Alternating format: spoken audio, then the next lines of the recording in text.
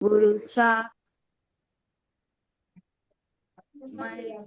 गुरवे नमः। अखंडमंडलाकारं व्याप्तं येन चराचरं तत्पदं दर्शितं येन तस्मै श्री गुरवे नमः। हरिः ओम श्री गुरुभ्यो नमः। हरिः ओम। ओम श्री विश्वेश्वराय नमः। श्री विश्वेश्वराय नमः। ओम श्री विश्वेश्वराय नमः। ओम श्री ऋषि प्रभाकराय नमः। ओम श्री ऋषि प्रभाकराय नमः। ओम श्री ऋषि प्रभाकराय नमः। जय गुरुदेव। ऋषी संस्कृती विद्या केंद्र बेंगलोर छत्रपती संभाजी नगर विभागातर्फे आपणा सर्वांचं आजच्या सेशन मध्ये हार्दिक स्वागत। परमपूज्य योग ब्रह्मश्री ऋषी प्रभाकर गुरुजी यांच्या आशीर्वादाने तसेच छत्रपती संभाजी नगर विभागाचे प्रमुख आचार्य श्री सुनील गुरुजी यांच्या प्रेरणेमुळे आपला हा सत्संग अविरत चालू आहे आणि प्रत्येक सेशन मध्ये आपण नवनवीन माहिती घेत आहोत। तर हा सेशन आपल्यासाठी घेऊन आलेले आहेत आपल्या इंद्रायणीमा ह्या स्वतः वेळात वेळ काढून आपल्यासाठी हा क्लास घेत आहेत आणि मी त्यांना अशी विनंती करेन की त्यांनी आम्हाला पुढील मार्गदर्शन करावे। जय गुरुदेव मा। जय गुरुदेव शमा। Thank you so much. या सो पहिल्यांदा सगळ्यांना गुढीपाडव्याच्या शुभेच्छा। थँक्यू। हेल्दी नववर्ष जावं सगळ्यांना आणि हॅपी हेल्दी असावं आणि असंच नॅचरली आपण सगळे जगू शकू याची आपण सर्वांसाठी रामांना प्रेयर करून आपण आपला सेशन सुरू करूया। गुड। सो काल आपण बघितलंय प्रीबायोटिक आणि प्रोबायोटिक काय असतं। खाणं हे खूप सोपं असू शकतं कारण आपल्याला चॉईसेस देता येतात तिथे, पण नुसतंच प्रोबायोटिक खाल्लं आणि प्रीबायोटिक खाल्लं म्हणून गुड बॅक्टेरिया वाढलेत इतकं पुरेसं नाहीये।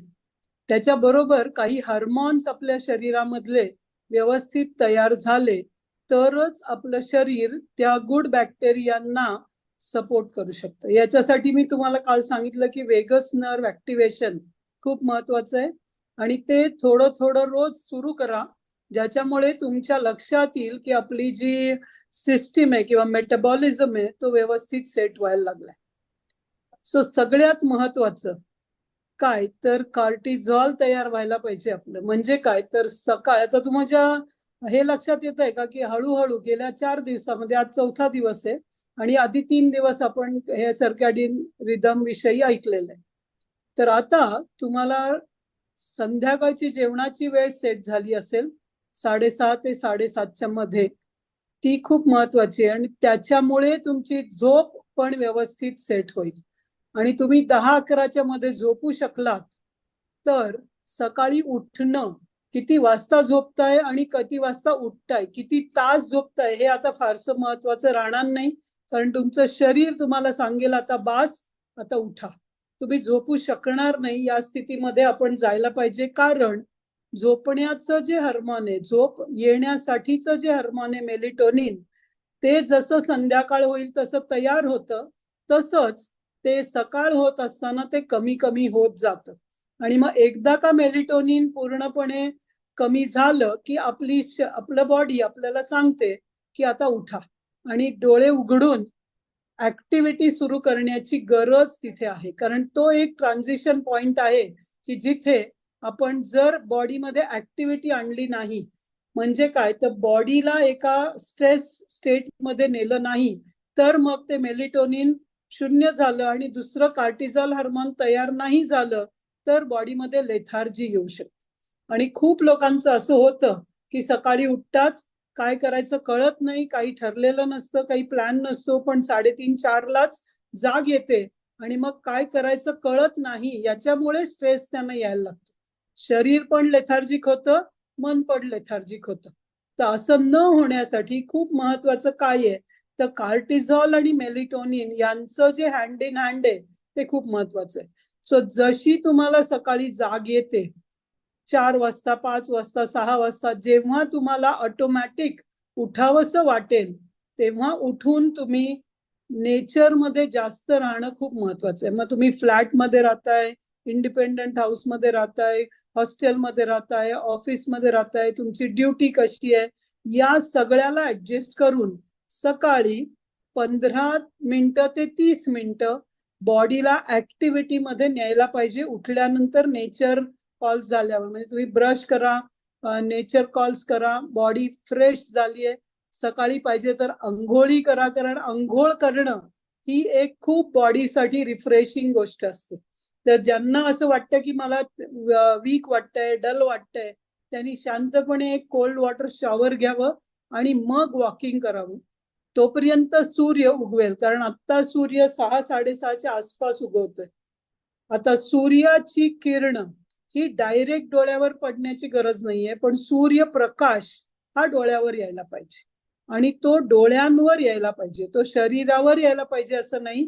तो डोळ्यांवर येणं खूप महत्वाचं आहे, कारण डोळ्यांवर सूर्यप्रकाश पडल्यानंतरच कॉर्टिसॉल तयार व्हायला सुरुवात होते आणि याची आपल्या शरीराला सवय होणं, हे हार्मोन तयार होण्याची सवय होणं खूप महत्वाचं आहे. सो जसं आपण प्रीबायोटिक प्रोबायोटिक करून हार्मोन्स बॅक्टेरिया शरीरामध्ये निर्माण करतोय, त्याचप्रमाणे त्याला पूरक हार्मोन्स पण शरीरामध्ये तयार झाले तर त्याचं एक गुड कॉम्बिनेशन होतं. सो कॉर्टिसॉल तयार होण्यासाठी खूप महत्वाचं आहे की सकाळी तुम्ही सूर्यप्रकाशात राहिलं पाहिजे. सूर्याकडे बघायला पाहिजे असं मी म्हणत नाहीये, ओके, पण जितकं सूर्यप्रकाशात तुम्ही राहाल तितकं चांगलं. मी सांगेन पूर्व दिशेला गच्चीमध्ये जाऊन, गॅलरीमध्ये जाऊन, किंवा रस्त्यावर जाऊन, किंवा बागेत जाऊन तुम्ही तुमच्या कम्फर्ट प्रमाणे प्लॅन करा आणि 15 मिनिटं ते 30 मिनिटं तरी सूर्यप्रकाशात राहणं खूप महत्वाचं. दुसरं, वेगस नर्व ऍक्टिव्हेशन साठी सकाळचा वेळ खूप चांगला आहे तुमच्या, कारण तुमचं कॉर्टिसॉल तयार व्हायला लागलंय. आता तुमचं पोट सांगणारे शरीराला की त्याला काय पाहिजे, कारण तुम्हाला नॅचरली एक्सक्रीशन झालेलं आहे, तुमची मोशन पास झालेली आहे, युरिन पास झालेली आहे, स्टमक एम्प्टी झालेलं आहे. आता शरीराने तुम्हाला सांगायला पाहिजे त्याला आज काय पाहिजे. तुम्हाला माहित असेल तर देवाला नैवेद्य ठेवताना आपण काय ठेवतो, देवाला नैवेद्य बनवायचं आहे आणि ते तयार करायचं आहे, प्रसाद ठेवायचा आहे, नैवेद्य करायचं आहे. तर आपण आपल्याला काय आवडतं ते ठेवतो ना जनरली. तर तसं या शरीराला देव मानून तो शरीर तुम्हाला सांगितलं पाहिजे त्याला काय पाहिजे. तर उद्याचं मेन ऑब्झर्वेशन काय सुरू केलं पाहिजे तुम्ही, तर शरीर सांगतंय का मला काय पाहिजे ते. ओके, म्हणजे जनरली आपली कुकिंगची प्रोसेस काय असते, आपण फ्रीज उघडतो आणि जी समोर भाजी दिसतात 2-3 त्यातली एक भाजी आज करावी असं ठरवतो आणि आपण जेवण बनवतो, राईट. त्यामुळे तुम्ही डोळ्यांनी ठरवता की काय करायचंय आणि मग घरातल्या माणसांना काय आवडतं हे ते सगळं कॅल्क्युलेशन त्या बाईंच्या डोक्यामध्ये असतं. पुरुषांनी जे स्वयंपाक बनवतात त्यांची सेम परिस्थिती असेल, जे स्वयंपाक बनवत नाहीत ते तर खूपच चॉईसलेस असतात, कारण जे पाण्यात येईल तेच खावं लागतं. ती सगळ्यात वाईट परिस्थिती आहे, कारण शरीर काय सांगतंय हे तुम्हाला सांगण्याचा चॉईस. तर पुरुष जे आहेत, जे स्वतः, कोणी पुरुष, बाई, मुलगा, मुलगी, जे स्वतः अन्न बनवत नाहीत त्यांनी आता सांगायला सुरुवात करा की मला आज हे खावंसं वाटतंय. आणि हे खावंसं वाटतंय सांगणं याचा अर्थ काय आहे, तर शरीरामध्ये कॅल्शियम कमी आहे का, आयरन कमी आहे का, काय पोटॅशियम कमी आहे, याच्याप्रमाणे शरीर ऍक्च्युअली फूड मागेल. ज्याच्याकडे पोटॅशियम कमी आहे त्याला केळं खावंसं वाटलं पाहिजे किंवा त्यांनी ते केळं खाल्लं पाहिजे. केळं दिसल्यावर ते अट्रॅक्ट केलं पाहिजे तुम्हाला. ज्याच्याकडे कॅल्शियम कमी आहे त्याला त्याप्रमाणे फूड खाण्याची इच्छा होते. आपलं शरीर आपल्याला सांगतं, फक्त आपल्याला ते कम्युनिकेशन कळत नव्हतं. खूप लहानपणी ते कळत होतं, म्हणजे वयाच्या 5-6 वर्षापर्यंत ते कळत होतं पण सांगता येत नव्हतं. आता सांगता येतंय पण लक्षातच येत नाहीये, कारण आपण आपल्या शरीराला ऐकत नाही. सो कॉर्टिसॉल जसं तयार व्हायला लागेल, तुम्ही एक प्राणायाम करा ज्याच्यामुळे तुमची वेगस नर्व ऍक्टिव्हेट होईल. त्याच्यानंतर काही एक्सरसाइज करा, अर्धा तासाचं वॉकिंग करा, अर्धा 1 तास जो जिम करत असेल जिम करा. हे सगळं करत असताना जठरामध्ये वेगस नर्व ऍक्टिव्हेट होत आहे याचा सिग्नल काय, तर गट आणि ब्रेन यातलं कम्युनिकेशन सुरू होतं. गट आणि ब्रेन यातलं कम्युनिकेशन सुरू होतं तेव्हा पोट तुम्हाला सांगतं की काय खायचं. शिरीष पाटील, तुमचा माईक बंद करा. Yes yes. सो पोट तुम्हाला सांगतंय मला काय पाहिजे. एक्झॅक्टली सगळ्याच गोष्टी मला पाहिजे तशा खायच्या नाहीयेत, कारण काही वेळा आपलं मन पण सांगतं, ते चुकीचं आहे. तर यातला डिफरन्शिएट करायला शिका की शरीर मागणं आणि मन मागणं. म्हणजे मला पाणीपुरी खावीशी वाटतेय हे मनाचं मागणं आहे, आणि मला कॅरट खावंसं वाटतंय, किंवा मला ए विटॅमिन किंवा बी विटॅमिन, सी विटॅमिन, काही वेळा अशी तहान लागते आणि ड्राय होतं थ्रोट किंवा माउथ, तेव्हा आपल्याला ऍक्च्युली सी विटॅमिनची गरज आहे, तेव्हा लिंबू पाणी प्यावं. तेव्हा तुम्ही कोल्ड्रिंक किंवा ते काय फॅन्टा आणि थम्सअप हे पिऊ नये. सी विटॅमिन असलेलं काहीतरी घेतलं तर तुमचा जो शोष पडलेला आहे तो कमी होतो. तर बॉडी तुम्हाला सांगतेय शोष पडलाय, याचा अर्थ काय, तर बॉडी एक तर डिहायड्रेट झालंय आणि दुसरं सी विटॅमिन पाहिजे. तर हे समजायला लागणं शरीरात काय सांगतंय याची खूप महत्वाची स्टेप काय आहे, तर सकाळचा 2-3 तासाचा जो ब्रेक, मी उठल्यानंतर 3 तास खाऊ नका असं सांगितलंय, 2.5 ते 3 तास. पण त्या 2.5 ते 3 तासात काय केलं पाहिजे, तर बेसिकली एक्सरसाइज केला पाहिजे.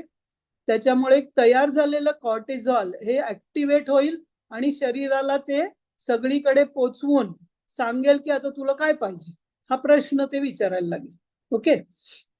ज्यांना शक्य आहे, ज्यांना कळतं की मेडिटेशन काय, ज्यांनी मेडिटेशन शिकलेलं आहे त्यांनी ध्यान किंवा मेडिटेशन करावं.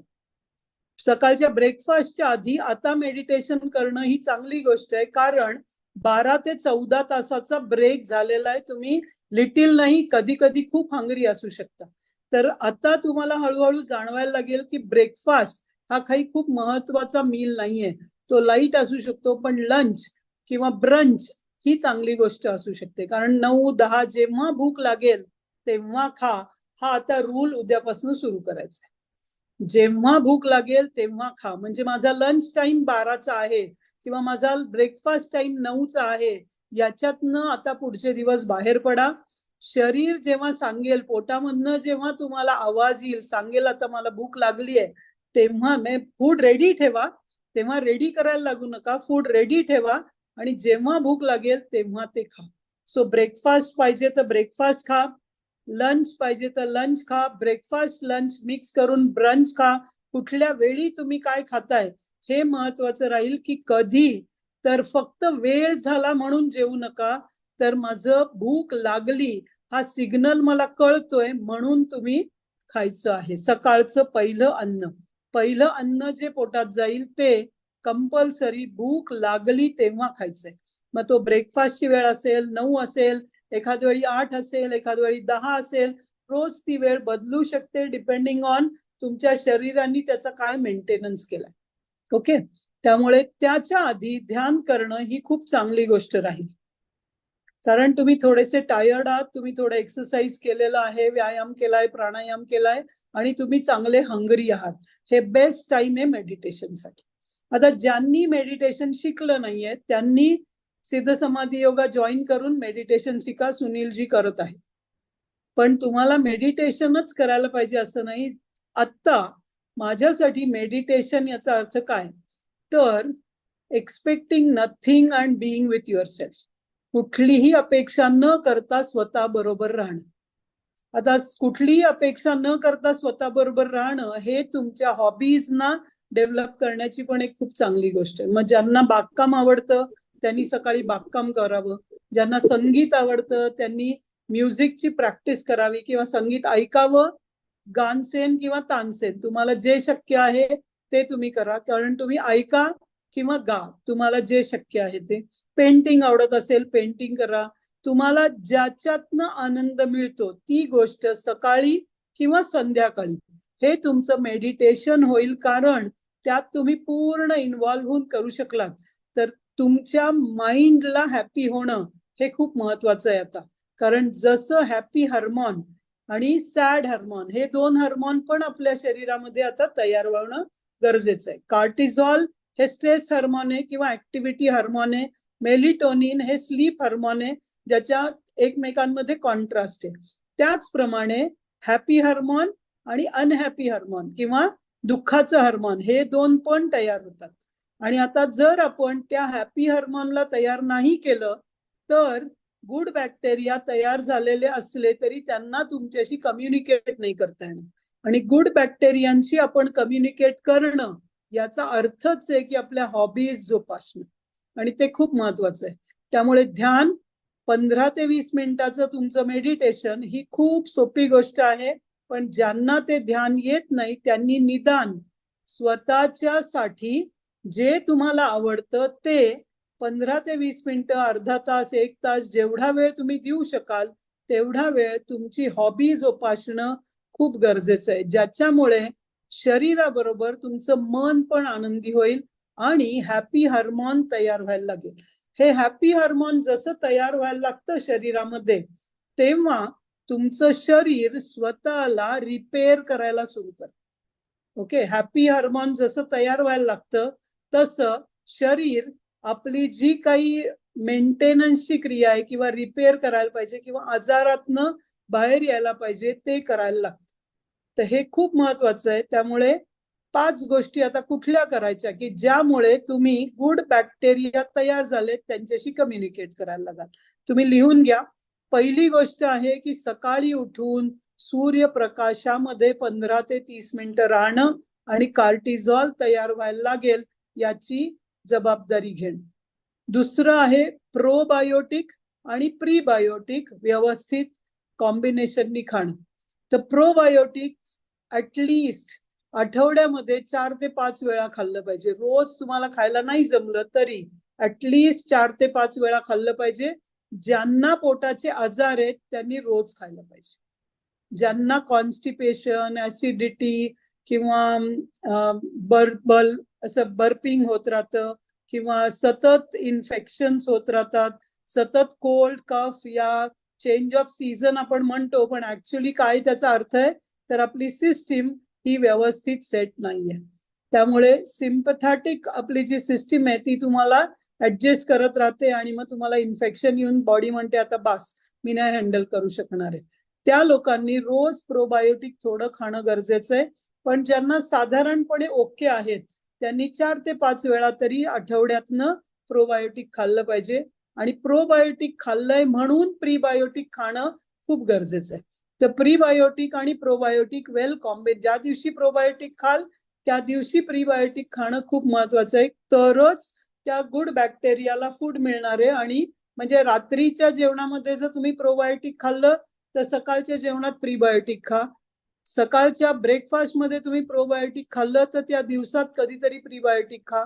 सो प्रोबायोटिक खाल्ल्यानंतर 8 ते 10 तासामध्ये तुम्ही प्रीबायोटिक खाणं खूप गरजेचं आहे. प्रोबायोटिक खाल्ल्यानंतर 8 ते 10 तासामध्ये प्रीबायोटिक खाणं खूप महत्वाचं आहे. सो पहिली गोष्ट वॉकिंग करायचं.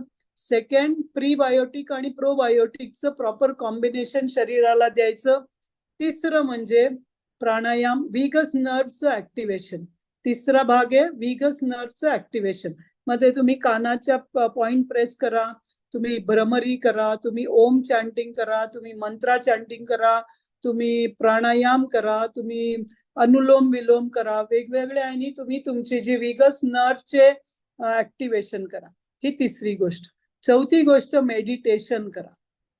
मग ते मेडिटेशन प्रॉपर ध्यान असू शकतं, समाधी असू शकतं, कुठलं मंत्र चॅन्टिंग प्रमाणे तुम्हाला जमत असेल तर ते करू शकता तुम्ही, किंवा तुमचे कुठली एक हॉबी ऍक्टिव्हिटी तुम्ही रोज केली पाहिजे, जी रोज करू शकाल, की ज्याच्यामधनं तुम्हाला काही एक्सपेक्टेशन नाही. मी छान पेंटिंग केलं पण कोणीच छान म्हणलं नाही, मग ही हॉबी आहे का?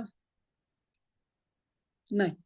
जर तुम्ही मेडिटेशन केलं, डोळे उघडल्यावर मला हा छान मेडिटेशन केलं असं कोणी म्हणावं लागतं का? नाही, कारण त्यातनं तुमचं काही एक्सपेक्टेशन नाही. सेम वे तुम्ही जर कुकिंग हॉबी असेल कुकिंग करा, बागकाम असेल बागकाम करा, पण त्याच्यातनं ज्या तुमच्या हॉबीला तुम्ही फॉलो कराल त्याच्यातनं तुम्ही काहीही एक्सपेक्टेशन ठेवणार नाही आहात, तरच ती हॉबी तुमचे हॅपी हार्मोन तयार करेल. तेच मेडिटेटिव्ह होईल तुमच्यासाठी, तेच मेडिटेशन होईल. सो चौथं आहे मेडिटेशन. आणि पाचवं आहे की आता जर कार्टिझॉल चांगलं तयार झालंय तर तुमची ऍक्टिव्हिटी ही खूप असली पाहिजे. जर तुमचा सिटिंग जॉब असेल तर तुम्ही दिवसात सुद्धा मध्ये मध्ये 1 तासानंतर काहीतरी वॉकिंग किंवा काहीतरी एक्सरसाइज किंवा कुठेतरी एक चक्कर मारणं, बॉडीला ऍक्टिव्हिटी देणं खूप महत्वाचं आहे. कारण त्याच्यामुळे एक स्पेशल हार्मोन बॉडीत तयार होतो. आणि त्या हार्मोनमुळे होतं काय, तर तो जो एक हार्मोन आहे म्हणजे त्याला एखाद्याला सपोज काहीतरी आता ऑस्टिओपोरोसिस आहे किंवा तुमचे काय गुडघे दुखतात किंवा जॉईंट पेन होतात किंवा जे पेन्स आहेत बॉडीमध्ये आतमध्ये जे पेन्स आहेत त्याचं दुःखाचं फिलिंग न होणं याच्यासाठी एक छान हार्मोन आहे. जे तुम्ही याला अनेस्थेशिया देतात तेव्हा होतं काय एक्झॅक्टली, तर तुमचं ब्रेन आणि पेन याच्यातलं कनेक्टच ते काढून टाकतो. त्यामुळे पेन आहे पण तुमच्या ब्रेनला त्याचं फिलिंग येत नाही. तर तुम्ही जेव्हा कार्टिझॉल तयार झालंय, तुमचं जेव्हा हॅपी हार्मोन तयार झालंय, तेव्हा ऍक्टिव्हिटी करणं म्हणजे लिटरली तुम्ही जम्पिंग करू शकता, स्किपिंग करू शकता, वॉकिंग करू शकता, रोलिंग करू शकता, लाफिंग करू शकता. Laughing itself is a big exercise. किंवा टॉकिंग करू शकता, ज्याच्याशी तुम्हाला वाटतं की या ऍक्टिव्हिटीमुळे, म्हणजे ऍक्टिव्हिटी याचा अर्थ फिजिकल आणि मेंटल या दोन्हीचं कॉम्बिनेशन असलं पाहिजे. तर जर तुम्ही ही ऍक्टिव्हिटी केलीत तर एक हार्मोन शरीरामध्ये तयार होतं की ज्याच्यामुळे तुम्हाला शरीरामधलं दुःख याच्यातनं तुम्ही बाहेर येऊ शकता. मग ते फिजिकल पेन असू दे, मेंटल पेन असू दे, इमोशनल पेन असू दे, ज्याही प्रकारचं दुःख म्हणून आतमध्ये आहे त्याला दूर करणारं एक हार्मोन शरीरामध्ये तयार होतं जेव्हा या पाचही गोष्टी आपण करतो. आणि हे सुखी जीवनाचा मंत्र असं आपण म्हणू शकतो. हे खूप माणसं तुम्ही बघाल, आता मी तर म्हणेन स्टीफन हॉकिंग बघा तुम्ही, सगळी शरीर पूर्णपणे काम करत नाहीये, सगळं शरीर वाकडं तिकडं आहे किंवा अष्टावक्रासारखंच होती त्यांची परिस्थिती, पण ब्रेन इतकं सुपर काम करत होतं. कधीही कंप्लेंट केलं नाही त्यांनी की मला व्हीलचेअर मध्ये बसावं लागतं, माझे हात असे वाकडे आहेत तसे वाकडे आहे. कारण काय, तर त्यांच्या शरीरामध्ये एक हार्मोन असं आहे की जे दुःख याविषयीचा विचारच करत नाही. आणि जेव्हा दुःख याच्यातनं आपण बाहेर जाऊ शकतो आणि ते सुद्धा एक हार्मोन आहे. ओके, आपल्या सगळ्यांकडे हे आहे. त्यामुळे तुम्ही बघा, आई जेव्हा डिलिव्हरी होते खूप दुःख आहे असं दाखवलं जातं काय काय, पण जेव्हा तुमचं ते बाळ तुम्ही बघता तेव्हा तुमच्याकडे ते हार्मोन इतकं तयार होतं की तुम्हाला हॅपीनेस देतं. किंवा घरामध्ये पाहुणे येणार आहेत किंवा घरात काय मुलाचं मुलीचं लग्न वाढदिवस काहीतरी आहे, खूप कष्ट करतो आपण, पण ते करत असताना दुःख होतं का आनंद होतो? आनंदच होतो. आनंदच होतो. कारण ते एक हार्मोन आहे जे तुम्ही तयार करता आणि ती ऍक्टिव्हिटी आहे. पण तुम्ही ऍक्च्युली तुम्हाला करायचं नाहीये आणि you are force to do it. तुम्हाला करावं लागतंय, तुम्हाला कोणतरी सांगितलंय म्हणून तुम्ही करताय. फिजिकल स्ट्रेंथ तेवढाच आहे, मेंटल स्ट्रेंथ पण तेवढाच आहे, पण तो जो हार्मोन आहे ना, दुःख विसरणारा हार्मोन, तो तयार होत नाही कारण तुमची इच्छा नाहीये. आणि मग तेच फिजिकल स्ट्रेन हे तुमच्यासाठी खूप त्रासदायक होऊन जात. काय कळत नाहीये कशासाठी मला हे करावं लागतंय. आणि फिजिकल स्ट्रेन असं वाटतं परवा मी हे सगळं इतकं छान केलं, तोच स्वयंपाक, त्याच गोष्टी, तेच इन्व्हिटेशन, घर क्लीन करणं, पाहुणे येणार आहेत म्हणून. म्हणजे आवडते पाहुणे आणि नावडते पाहुणे हे तुम्ही बघा काय होतं.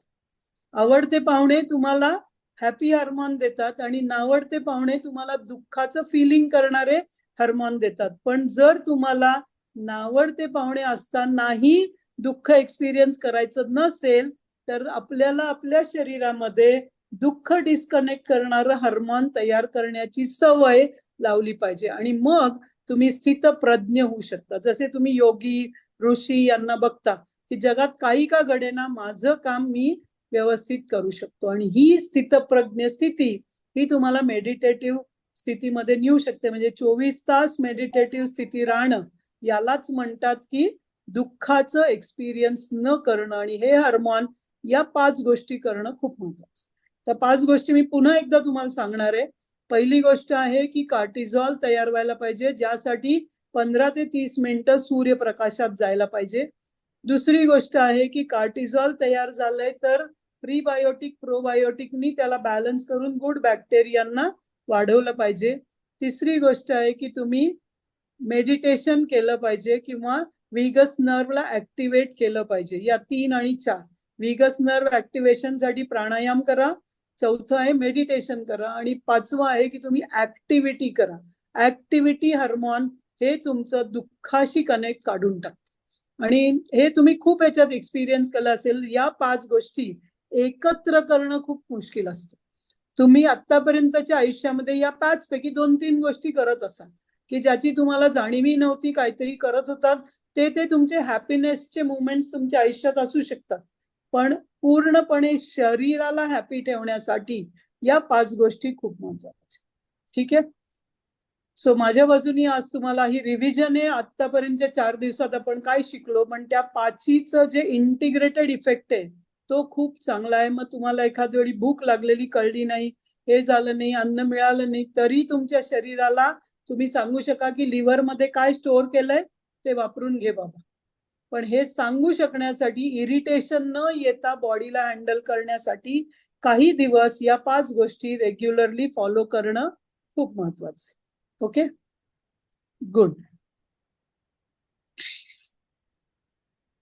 तर मी एक याच्यावरची स्लाइड तुम्हाला दाखवणार आहे. बघा, स्क्रीन दिसतंय का तुम्हाला?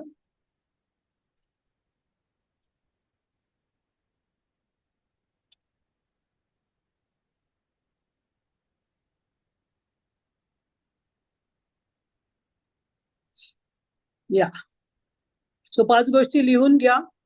प्रीबायोटिक प्रोबायोटिक, रोज प्राणायाम, नियमित ध्यान, नियमित व्यायाम, आणि सकाळचा सूर्यप्रकाश पडल्यामुळे कार्टिझॉल आणि मेलिटोनिन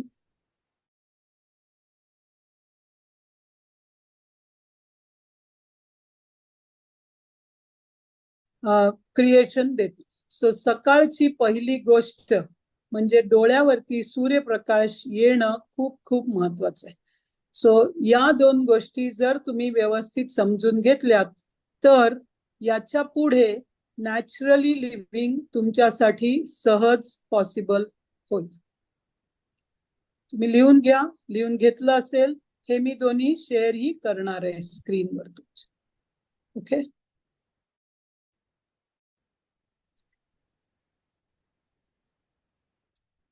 गुड. ठीक आहे. आता तुम्हाला काही प्रश्न असले तर तुम्ही विचारू शकता. जय गुरुदेव मा. जय गुरुदेव. पाडव्याच्या शुभेच्छा तुम्हाला. थँक्यू. मग आता असं झालंय की आज दुपारी भरपूर जेवण झालंय ओके, आणि संध्याकाळी 6 ते 7 पर्यंत भूक लागलीच नाहीये. आता भूक लागायला सुरुवात झालीये मला. म्हणजे रोज या वेळेस मला जांभया येत असतात, पण आज मला पोटात आता असं होत आहे. भूक तर आता काय केलं पाहिजे?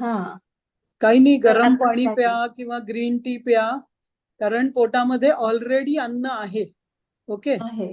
त्यामुळे ते रात्री तुम्हाला काही भूक लागणार नाही. Rather okay. सकाळचा ब्रेकफास्ट तुम्ही चांगला घ्या उद्या. जो उद्या. तुम्हाला जनरली ब्रेकफास्टची गरज कमी झाली असेल आता 4-5 दिवसात, किंवा खूप ब्रेकफास्ट खाण्याची गरज नसेल, थोडा हेवी ब्रेकफास्ट घ्या. पण हे 14 तास आता खूप महत्वाचे, कारण आज तुम्ही जे अन्न खाल्लं असेल ना पाडवा म्हणून, ते सुद्धा हेवी फूड असेल नॉर्मल पेक्षा, आणि शरीराला ते डायजेस्ट करण्यासाठी खूप कष्ट करावे लागतात. ऑइल असेल, स्वीट असेल, कार्बोहायड्रेट असेल, प्रोटीन असेल, हे सगळं हेवी साईडनी असणारे नॉर्मल फूड पेक्षा. त्यामुळे काहीही करू नका. भूक लागली असं वाटलं तर गरम पाणी प्या. ओके. ओके. आपल्या सगळ्यांची आज ही स्थिती असेल. आणखीन एक तुम्ही सांगितलं होतं आठवड्याभराचं मेन्यू प्लॅनिंग करायला सांगितलं होतं, तर मी पूर्ण नाही केलेलं आहे, फक्त उद्याचं केलंय. मी तुम्हाला सांगितलं होतं की तुम्ही आज काहीच करू नका, उद्या करा आणि ग्रुपवर टाका. ठीक आहे. तर ऍक्च्युली माझं रुटीन असं सुरू होतं की मी 10 वाजता ऑफिसला जाते, तर मी 9:30ला 2 भाकरी आणि भाजी जेवून जाते. आणि तुम्ही एक मिनिट थोडस सांगते. तुम्ही आतापर्यंत काय करत होतात हे चांगलं आहे, नाही, पण आता तुम्हाला काय करायचंय हे तुम्ही तुमच्या शरीराला आणि गरजेला ठरवा. की मी 10 वाजता जाते म्हणून मी 9:30 वाजता खायला पाहिजे, याच्यातनं बाहेर येता येणार आहे का तुम्हाला, हे ठरवा तुम्ही.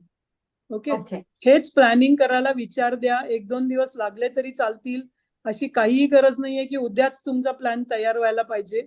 ओके, आपण याला 3-4 दिवस देऊया, ज्याच्यामुळे तुमचं तुम्हाला ठरवता यायला पाहिजे की माझ्या शरीराची गरज काय आहे आणि माझ्या सोशल लाईफची गरज काय आहे. या दोन्हीचं बॅलन्स करू शकण्यासाठी प्लॅन थोडा हळूहळू करा. ठीक आहे, त्यामुळे मला प्रश्न विचारलेत तर मी उत्तरं दिली ती माझ्या गरजेप्रमाणे असतील, ती तुमच्या गरजेप्रमाणे नसतील. त्यामुळे स्वतःला थोडा वेळ द्या. हा होमवर्क 1 आठवड्याचा होमवर्क समजलात तरी चालेल, 1-2 दिवस घेतलेत तरी चालेल. ठीक आहे. मला आणखीन एक असं विचारायचंय की प्रोबायोटिक आणि प्रीबायोटिक मध्ये तुम्ही सांगितलं 8 ते 10 तासांचा गॅप पाहिजे. नाही नाही नाही नाही नाही, rather reverse. Within 8 to 10 hours prebiotic खाल्लं पाहिजे. विदिन 8 to 10 hours म्हणजे तुम्ही प्रोबायोटिक खाल्ल्यानंतर, कारण बघा प्रोबायोटिक खाल्लं तुम्ही ते तुमच्या इंटेस्टाईन मधनं ते जायला, म्हणजे अन्न नलिकेतनं जायला पाहिजे, जठरात जायला पाहिजे. आणि आता जे प्रोबायोटिक आहे ते जाणारे कुठपर्यंत, ते तुमच्या लहान आतड्यातनं पास व्हायला पाहिजे. तर प्रोबायोटिक काय आहे तर ते गुड बॅक्टेरिया आहेत, ते आपले लार्ज इंटेस्टाईन पर्यंत जायला पाहिजे. ते सगळं जायला त्याला 7 ते 8 तास लागतात. तर विदिन दॅट 7 to 8 hours तुम्ही प्रीबायोटिक जर दिलं नाही शरीराला, तर मग ते गुड बॅक्टेरिया जे तयार होतील त्यांना पुढच्या 6 ते 7 तासात अन्न नाही मिळणार आणि त्यांची लाईफ ही काही तासांचीच असते. Okay, just like मस्क्युटो. 2 दिवस, 1 दिवस, काही तास एवढंच त्याचं लाईफ असतं. तर एकदा का ते प्रोबायोटिक गेलं तर 8 तासाच्या आत त्याला ते पुढचं प्रीबायोटिक मिळालं पाहिजे. ओके. जसं झाड लावलं की तुम्ही पाणी घालता ना, exactly like that. Okay, Dhananjay तुम्हाला काय प्रश्न आहे? धनंजय तुम्ही हात वर केलाय, तुम्हाला काय प्रश्न आहे? जय गुरुदेव. मग या, जय गुरुदेव. एक 3-4 क्वेश्चन्स आहेत. मी कालचा एक राहिलेला प्रश्न पहिला विचारून घ्या. काल एक विषय निघाला होता अबाउट नवरात्रीचं फास्टिंग, वॉटर फास्टिंग, आणि त्याच्यामध्ये तुम्ही म्हटलं होतं की त्याच्यानंतर तुम्ही म्हणजे जर फक्त पाणी पिला तर तुम्ही ऑटोफेजी मध्ये जासाल. तर नॉर्मली जेव्हा आपण लेटेस्ट रात्री 7 वाजता जेवलो आणि दुपारी 11-12 वाजता जेवलो, तर साधारणतः एक 16-18 तासाचा जर आपला फास्ट झाला तर त्याच्यामध्ये ऑटोफेजी हे होत नाही का? म्हणजे आपण ऑटोफेजी वरती पूर्ण एक सेशन आहे की फास्टिंगच्या स्टेजेस काय असतात. ओके, त्यामुळे मी आता तुम्हाला उत्तर नाही देणार याचं. जेव्हा फास्टिंगचा सेशन आहे त्या दिवशी मी सांगेन तुम्हाला. ओके, त्याच्यानंतर हा जो कांजीचा तुम्ही व्हिडिओ पाठवला होता त्याच्यामध्ये लेटेस्ट काही कारणास्तव जर कांजी जास्त फर्मेंटेशन झालं मग ते पिणं काही प्रॉब्लेम नाही, अनलेस त्याची चव पूर्णपणे वाईट झाली आहे. म्हणजे त्याच्यावरती पांढरं तुम्हाला एक असं फंगस आल्यासारखं दिसतंय, पांढरं फंगस आलंय, तर ते काढून टाका. वरती येतं कधीतरी, कारण ते बॅक्टेरियाच आहेत ना फायनली.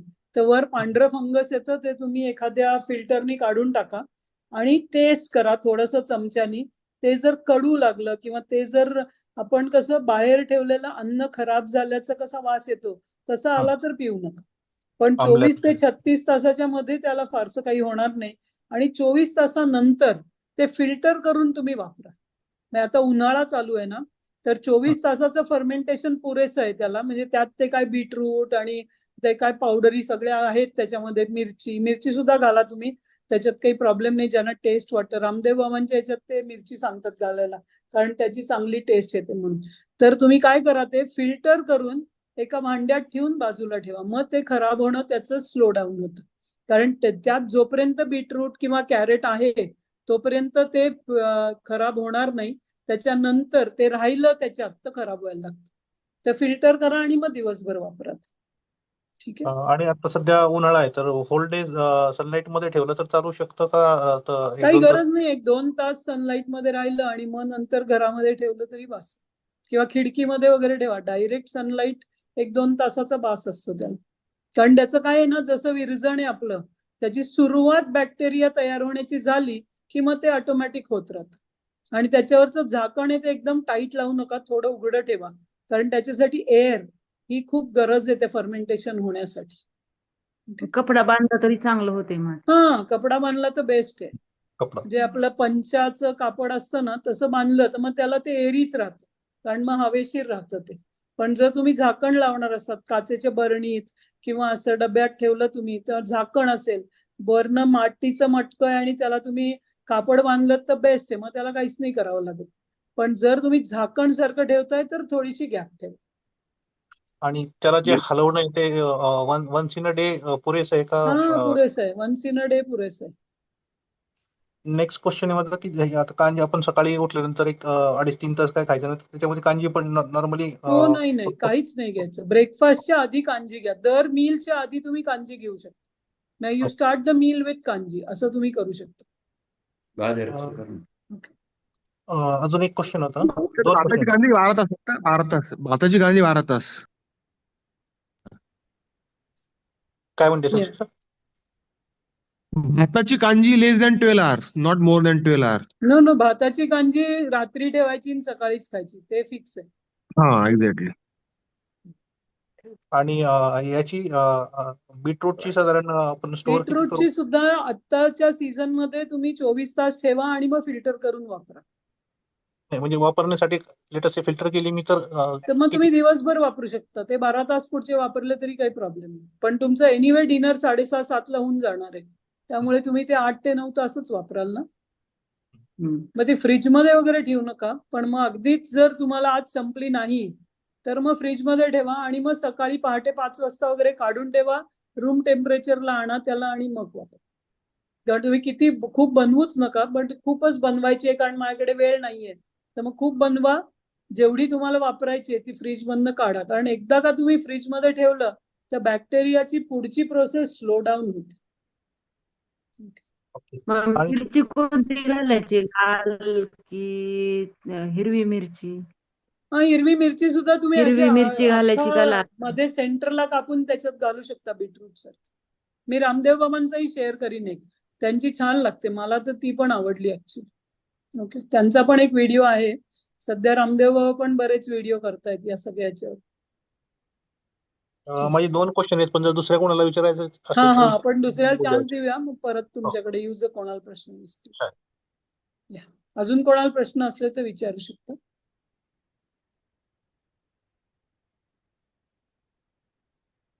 या नाही, माझ्या मते अजून नाहीये कोणाला प्रश्न. तुम्हाला असे तर विचारा, आणि आजच्या सेशनची रिलेटेड असले तर इमिडिएटली विचारा, नाही तर उद्या विचारू शकता. तसं हे सनलाईट आहे, जसं तुम्ही म्हटलं की आपल्याला सूर्याची किरणं नाही आहेत, पण सूर्यप्रकाश आपल्या डोळ्यांवरती गेला पाहिजे. पण सकाळी सकाळी जर एकदम कोवळा हे असं तर, फॉर एक्झाम्पल मी जसं आपण कॅन्डल त्राटक करतो तसं सूर्याकडे पण डायरेक्टली बघितलं बेस्ट तर आहे, ते करू शकलात तर बेस्ट आहे. पण काही लोकांचं आजच्या याच्यात काय आहे की त्यांची गरज अशी आहे की सूर्याची डायरेक्ट किरणं त्यांना मिळू शकत नाही, त्यांच्यासाठी सांगितलं. सूर्याची किरणं मिळाली तर बेस्ट आहे. ओके. आणि माझा लास्ट क्वेश्चन आहे, जसं आपण बऱ्याच वेळा कॉर्टिझॉल झालं पाहिजे चांगल्या प्रमाणात असं म्हणतो, पण इट्स स्ट्रेस हार्मोन, आणि बऱ्याच ठिकाणी असं म्हटलं जातं किंवा ओव्हरऑल आतापर्यंत ऐकण्यात असेल ते उलट कमी पाहिजे, कारण ते स्ट्रेस हार्मोन आहे, ते बॉडीमध्ये असं जनरेट नाही होत. कारण तुमच्याकडे जर बॅड बॅक्टेरिया खूप असतील ना तर कार्टिझॉल हे त्रासदायक आहे. ओके. ओके. आणि ज्याच्याकडे गुड बॅक्टेरिया आहेत, कारण त्या कार्टिझॉल कमी होत नाही काही लोकांचं, ज्यांचं वाढलेलंच राहतं, मग त्यांना झोप लागत नाही. स्ट्रेस हार्मोन काय येते तर ते तुम्हाला झोपूच देत नाही. त्यामुळे तुमचं कार्टिझॉल सकाळी झालं आणि तुम्ही जर 6:30-7:30ला जेवलात तर मेलिटोनिन ज्यांचं तयार होत नाही त्यांच्यासाठी कार्टिझॉल त्रासदायक आहे. म्हणून तर म्हणलं कार्टिझॉल आणि मेलिटोनिन हे एकमेकांशी जर जोडलेले नसतील तर ते दोघंही त्रासदायक आहेत. Okay, got it, thank you. या ठीक. अम्मा प्रेयर करूया. हो.